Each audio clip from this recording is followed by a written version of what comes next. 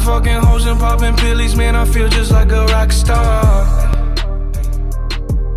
Hey guys, my name is CJ Gaming and today I'm back with another video, and today I'm back with part 17 on my F1 2018 career mode. With nearing the end of season 1 of this career mode, I'm sorry for the massive break before, like, in between Belgium and Italy. I've probably already said that in Belgium, but I'm just saying it again to fill out the time. But looking ahead of qualifying, actually, we're going to have a wet qualifying. But yeah, if you didn't watch the Russian Grand Prix, we had a massive glitch. Go watch it now if you haven't already. It's very disappointing. Well, really, it really pissed me off, to be honest with you. At the time of recording, looking back at it now, wasn't that bad, but at the time I was very, very annoyed. Not gonna lie. But we did actually get told in the Russian Grand Prix that the engine regulations will change, but we don't really need to go on about that, so let's go into practice for the Japanese Grand Prix. Welcome to SUZUKA in Japan, where today's practice session is about to begin on this figure-of-8 circuit. The SUZUKA track never disappoints, and that's probably why it's so loved by drivers and fans alike. One of the more intimidating corners on any Formula One track is the legendary 130R. But whilst unusual, the name actually comes from the original design of the corner, a 130-metre radius turn starting just past the track crossover. Over the years, due to several severe accidents, the corner's been redesigned to create a straighter entry and creating what is now a double apex left-handed corner. Despite the changes, this is still one of the most exhilarating corners that drivers in F1 have to take. It's not normally considered an overtaking spot, but this is the scene of one of Fernando Alonso's most famous manoeuvres, when in 2005 he passed Michael Schumacher's Ferrari around the outside.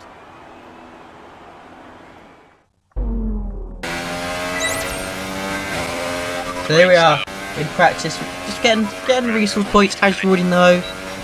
Doing our best anyway to get as many resource points as possible, and I feel we're pretty successful anyway.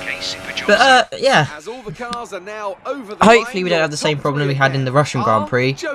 I very much hope so. That is, just go watch that video. Go watch that video if you haven't already. Not like you're watching this one anyway, but I don't care. I'm roasting myself and I don't know why. I'm insecure. Why? Yeah, Jack, if you're watching, I admit it. Yeah, smelly. I don't know what I'm on about. Fuck me. But yeah, we do get a pretty decent amount of resource points, about 355, like that. That was pretty good timing, to be honest with you. I should have said a bit earlier and then it looked like I guessed it, but anyway, Toro Rosso actually really like us now. Full bar, I'm pretty sure that looked like, as well as Williams, to be honest with you. So yeah, actually go add in the just before practice. I thought it said that it was gonna have a wet qualifying. But by the looks of that, it looks pretty dry. I thought that said it was dry.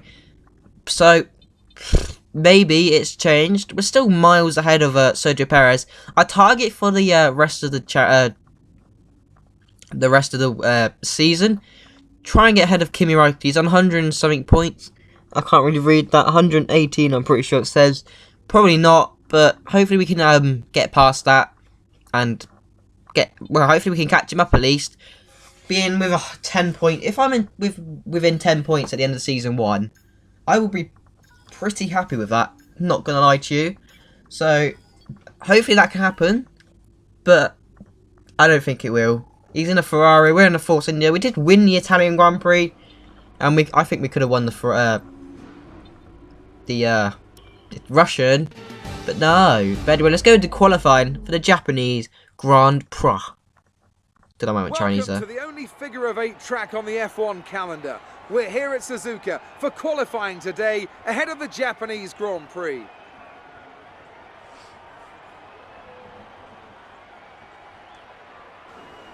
So then, Ant, it's another Grand Prix weekend, another exciting qualifying session ahead of us.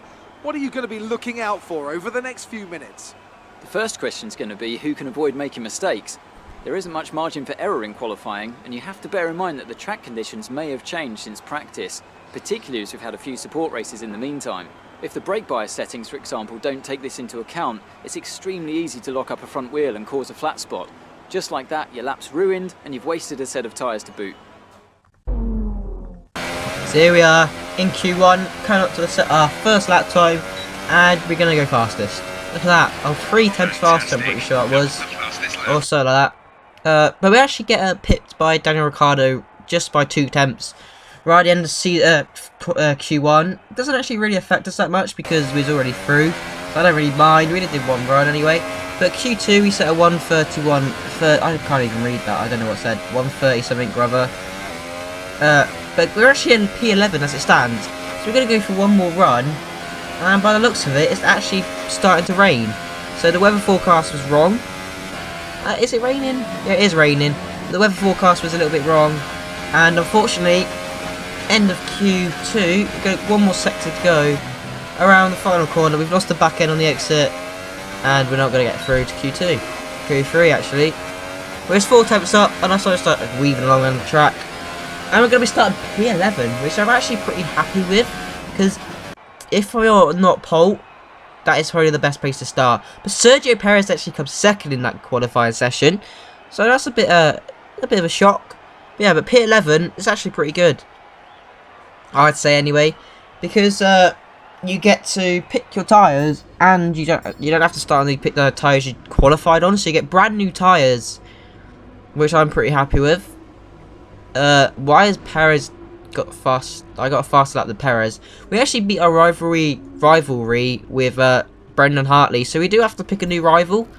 So I don't know when that'll be a thing that I do, but yeah, it's not all bad. Starting 11th, I'm pretty happy with that.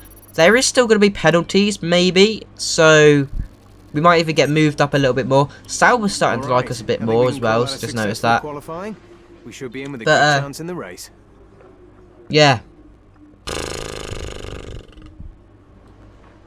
Also, something I am a retard about.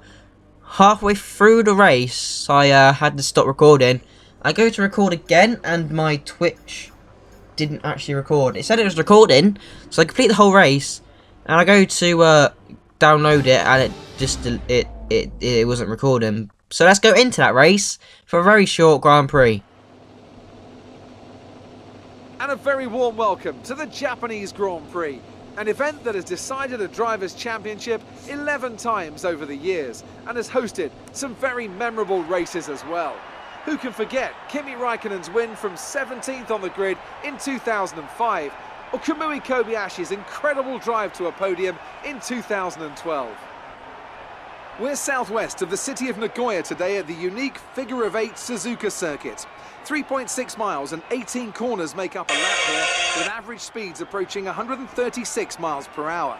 DRS will be available, of course, in potential passing opportunity at turn 1, although the best place for overtaking will be through 130R and into the final chicane. A warm welcome to Anthony Davidson, who's beside me in the commentary box today. Let's talk about Force India. What do you make of their performance so far this season? Well, the atmosphere within that team seems very positive at the moment. Everyone seems like they're in great spirits and having a lot of fun doing what they do, and that's definitely contributed to the performances we've seen. Well then, after an exciting qualifying session yesterday, let's take a look at how the cars line up. Lewis Hamilton lines up on pole position, and starting alongside him P2 is Sebastian Vettel. Looking down the rest of the grid, we have Verstappen, Raikkonen, Valtteri Bottas and Hülkenberg, Sainz, Perez, Joker and Roman Grosjean, Alonso, Ricciardo, Charles Leclerc and Van Dorn, Hartley, Magnussen, Pierre Gasly and Lance Stroll, Ericsson. They've taken a grid penalty, and Sergei Sirotkin rounds off the grid. And with lights out just moments away, it's time to go down to the track. So here we are, set in 9th place for the Russian Grand Prix.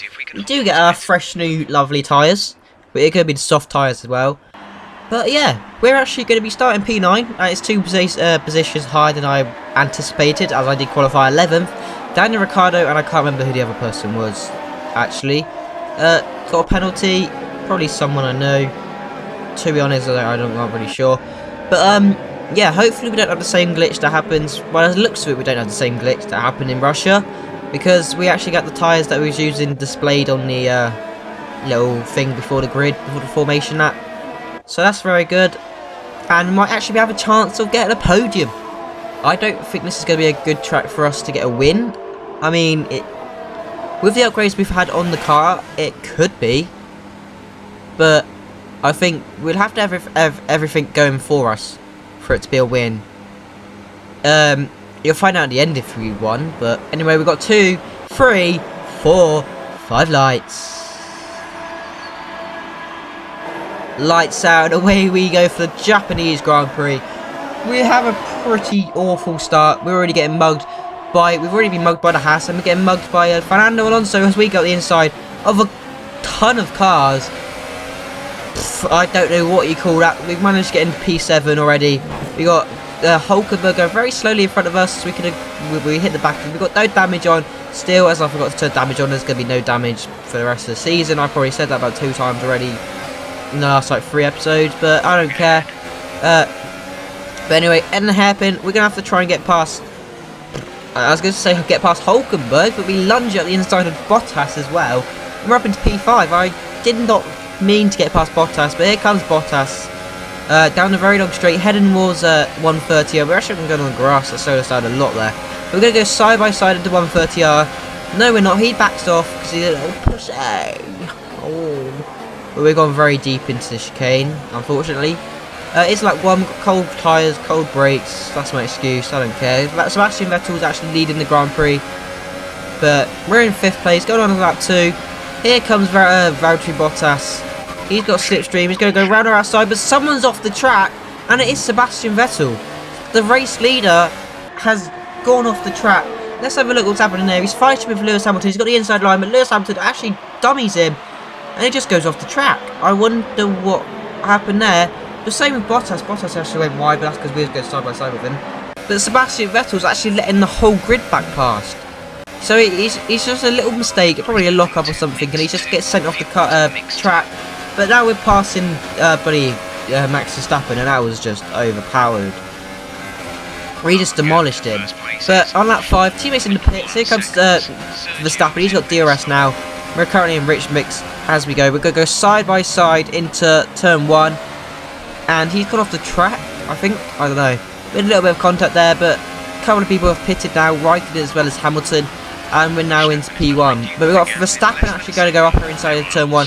He's going to go very deep onto the AstroTurf. And we managed to slide back up the inside. And we keep P1 for ourselves. Let's have another look at that again. I'm pretty sure this is, yeah, we're sparking away.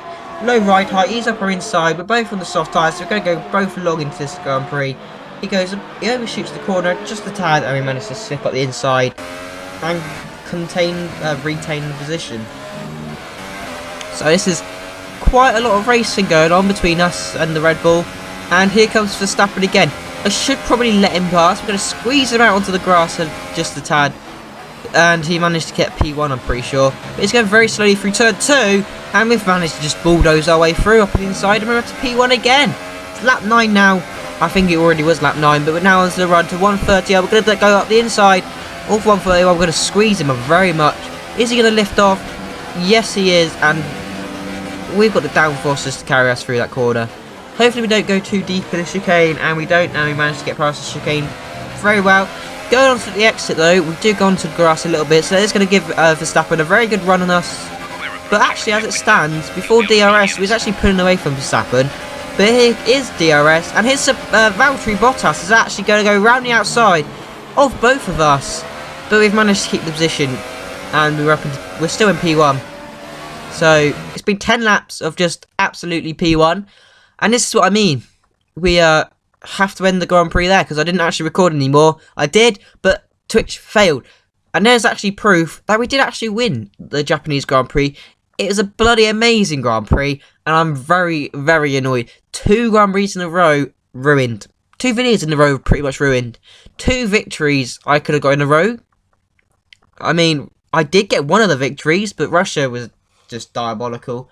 But this one, yeah, it's just disappointing that I didn't actually manage to get, record the rest. I did record it, but Twitch failed on me. So, thank you, Twitch. You're amazing just as, normal. So, yeah, I don't know what to say. But there's proof that we did actually win the Japanese Grand Prix. So, I hope you guys Proud of me, yeah. But yeah, that is unfortunately where we're going to end it. I don't know if we get another upgrade for the car going into USA. I don't know if we bought another one. I don't think so. I think we saved our resource points, but hopefully going into the USA Grand Prix, we will actually have a major chassis upgrade going onto the car, as we bought in Russia. If you didn't see that, go watch that now. It's a bit late to say that. We're 15 minutes and 22 seconds through the video, but well, 26 now, 27, 28. I don't know what I'm doing, but yeah, that is going to be the end of this episode. Hope you guys did enjoy. I mean, you didn't really get to see much. We only got to see 10 laps of the Grand Prix. We had 17 more laps to go, but I'm sorry about that. But yeah, this is going to be the end of the Grand Prix. Hope you guys did enjoy, and I hope to see you in the USA for the Austin Grand Prix, where we should be quite strong, apart from the first. Actually, I regret saying that. We're not gonna. I don't think I'll be that good. I definitely don't think a win's on. Only time I'll get a win: Lewis Hamilton, Sebastian Vettel, Valtteri Bottas, Kimi Raikkonen, Verstappen, as well as Daniel Ricciardo, all retire. But unfortunately, there's going to be no damage, so they're not going to kamikaze into each other, which is very, very unfortunate. But that is unfortunately going to be the end of this episode. I've said that 3 times already, but this time it is going to be the end of this episode. I've been CJ Gaming, and I hope to see you in the USA for part 18 of this F1 2018 career mode. Bye.